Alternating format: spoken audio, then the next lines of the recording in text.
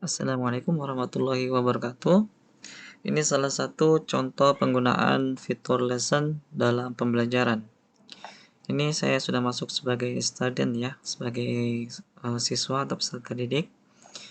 Kita akan coba untuk masuk ke fitur lesson yang pernah kami buat. Ini artinya sudah pernah mencoba satu kali ya. Baik, ini adalah gambarnya. Ini jadi halaman awalnya kan seperti ini. Kemudian ketika diklik setelah anak-anak menonton, kemudian dia memahami isi videonya, kemudian ketika dia klik next, maka dia akan diberikan pertanyaan. Dan dia bisa melanjutkan pembelajaran atau kembali melihat materi pembelajaran atau materi remedial yang kita berikan bergantung dari jawaban yang mereka pilih. Jika jawabannya benar, mereka akan melanjutkan materinya. Tetapi jika jawabannya kurang tepat, dia akan di antara dua ya, mengulangi materi ataupun mendapatkan materi remedial.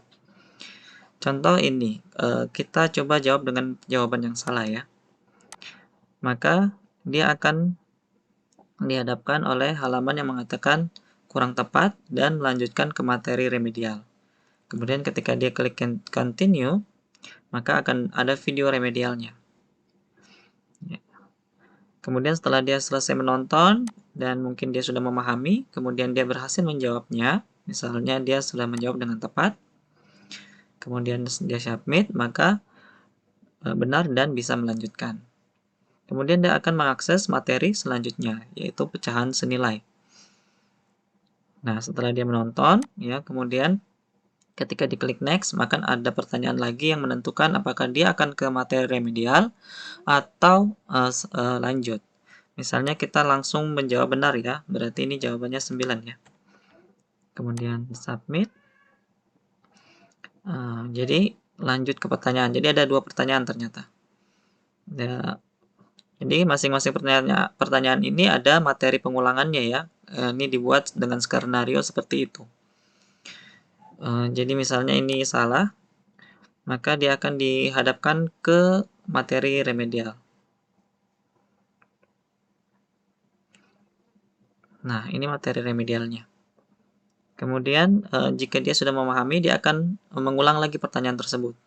Misalnya dia akhirnya bisa menjawab dengan benar, maka dia akan lanjut ke materi selanjutnya.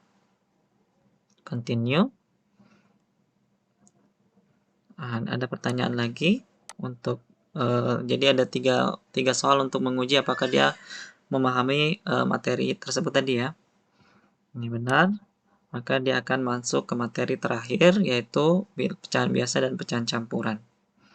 Setelah dia membaca materinya, kemudian dia mengerjakan soal kembali, kemudian dia mungkin menjawab dengan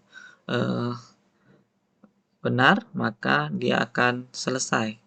End of lesson, reset, dan dia bisa melihat nilainya. Nah, di sini untuk materi pecahan, dia dapat nilai 100. Seperti itu.